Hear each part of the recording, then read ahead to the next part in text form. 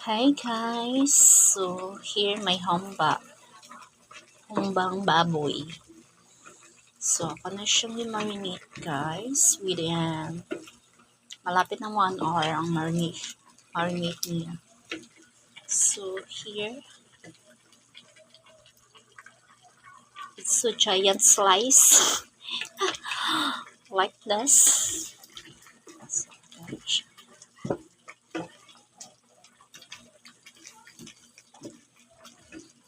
It's so yummy! My recipe for today. Here.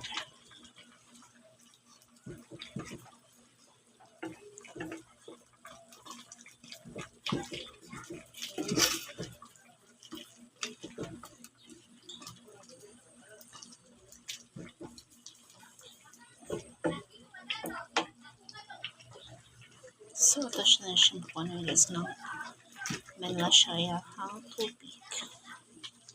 After that,